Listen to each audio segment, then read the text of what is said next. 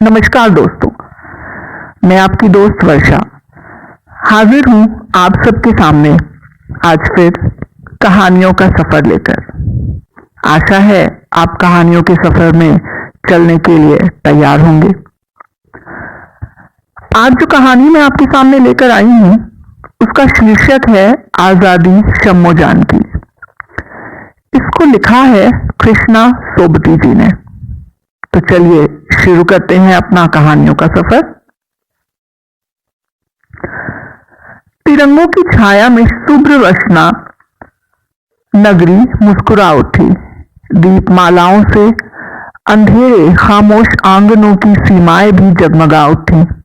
आज आजादी का त्योहार था। कोटि कोटि जन उल्लास में झूमते हुए राजमार्ग पर बिखर गए। घर बाहर सजे, बाजार सजे और सज गई रूप की वे दुकानें जहां रूप रोज रोज इस्तेमाल होकर बासी और श्रीहीन हो जाता है। शम्मो बीवी ने अपने रूखी सूखी सी कलाई पर पड़ी पीतल और कांच की चूड़ियों को झनकार कर किसी टूटे हुए अलसाए भाव में अंगड़ाई ली।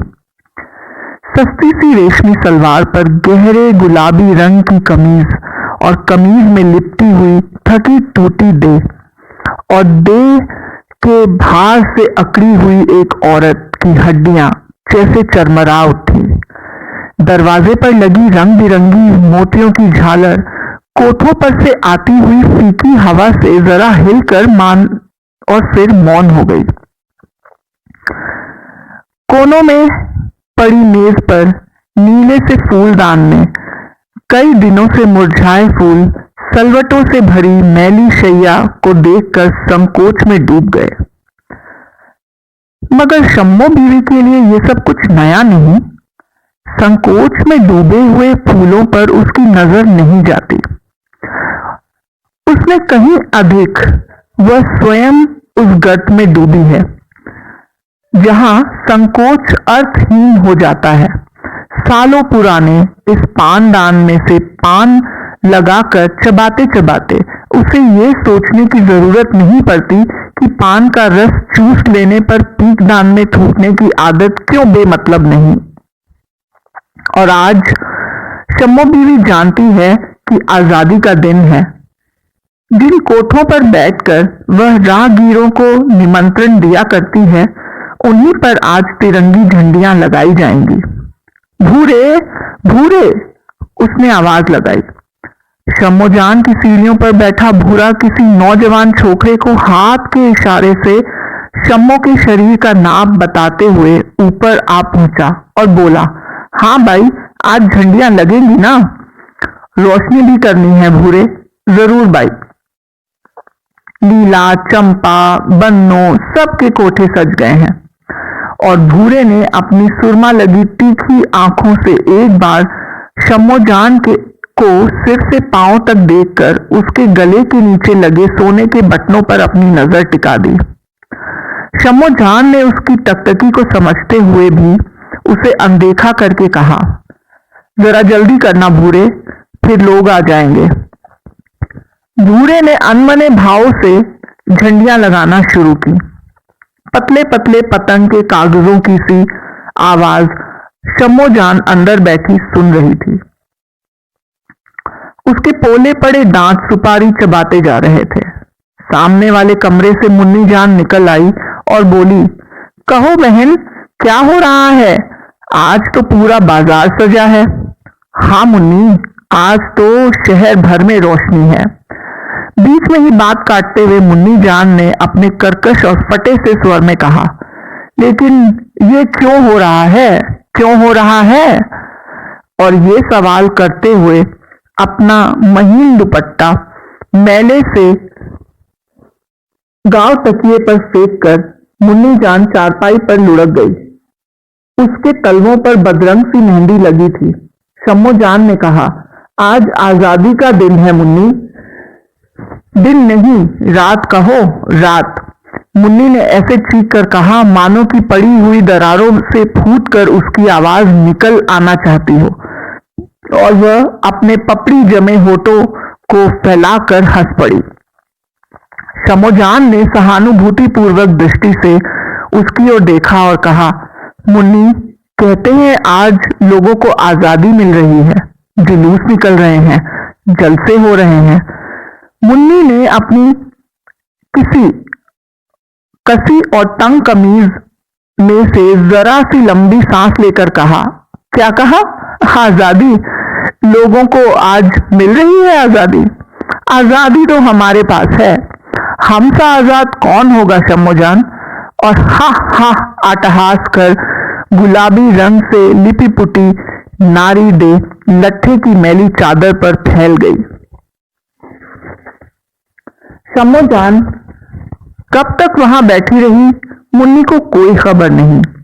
बेखबर सोई पड़ी मुन्नी के अंग प्रत्यंग की थकान को शम्मो समझ रही थी। अपने अंदर ढके पर्दों को उंघाड़ कर अगर वह भी देखे तो एक टूटी आहत छाया उसकी उन्नींदी आंखों में छलक जाएगी। सालों बीते जब शम्मोजान लाज शर्म छोड़कर पहली बार इन दीवारों के अंदर बैठकर मुस्कुरा दी थी कि अब वह आजाद है। जिस आजादी को अभी अभी मुन्नी ने अपनी बेसुरी आवाज में याद किया था, वह आज कितनी विकृत और कितनी कुरूप सी हो चुकी है, ये आज उसे भूला नहीं। रात काफी हो चुकी, बाहर रोशनी अधिक है पर बाजार मंदा है। ग्राहक बड़ी बड़ी इमारतों पर लगी रोशनी देखने में व्यस्त हैं। कितनी ही बाइयां तिरंगों से सजे अपने कोठों पर खड़ी खड़ी इन बाहों की प्रतीक्षा कर रही हैं जो अधिक नहीं तो आज की रात तो उन्हें बांध सके। वे जानती हैं कि ये रोज रोज का टूटना, जुड़ना और छूटना वर्षों से बस एक ही क्रम। अगर किसी दिन उस पर विराम आ गया तो शिथिल हो गए हाथ पैरों में धीमे धीमे बहता रक्त एक बारगी जम जाएगा। शम्मोजान देखती है कि मुन्नी आज जिस आजादी की बात सोचकर गहरी नींद में सो गई है, उससे उठकर क्या वो फिर अपनी मलिन आंखों को कजरारा करेगी? क्या वो अपने बालों को मोतियों से सवार कर छज्जे पर जा खड़ी होगी? शम्मो को मुन्नी के लिए उसमें शक है, अपने लिए नहीं। वे तो अभी जाग रही है, सोई नहीं है। वह तो कुछ है, अपने आप से भूली हुई नहीं है। लेकिन भूलना क्या, उसे तो याद करने की जरूरत ही महसूस नहीं होती। ये ठीक है कि उसे अभी जिंदगी काटनी है, अपने को बेचना नहीं खरीदना है, ऐसे दामों में जिन्हें वह क्या उसके कुल के वे सब देवी देवता भी ना चुका पाएंगे, जिसके द्वार पर उसने नहीं तो उसके पूर्वजों ने नाक रगड़ कर ये वरदान प्राप्त किया होगा। मगर वह सब कुछ क्यों दोहराए? मुन्नी जान को उसी बेहोशी में छोड़कर शम्मो कोठे पर जा खड़ी हुई। उसी समय भूरे ने अपने गलीज से स्वर में कहा, बाई चलो। अच्छा, आज बहुत अच्छी चीज लाया हूं। एक लंबी हूं के बाद क्षण भर विराम लेकर शम्मो ने एक बार अटकी सी नजर से आजादी के चिरागों को देखा, हवा में खड़खड़ाती उन झंडियों को देखा और फिर अपने सधे सधाए कदम उठाकर कमरे की ओर चल पड़ी। बाहर झंडे हवा में लहरा रहे थे, चिराग हल्के हल्के जल रहे थे, लोग आजादी से गले मिल रहे थे और अंदर शम्मोजान अपनी पुरानी आजादी बांट रही थी, जो उसके पास शायद अभी भी बहुत थी, बहुत थी। आशा है दोस्तों आपको ये कहानी पसंद आई होगी। अगर पसंद आई हो तो लाइक और सब्सक्राइब जरूर करें।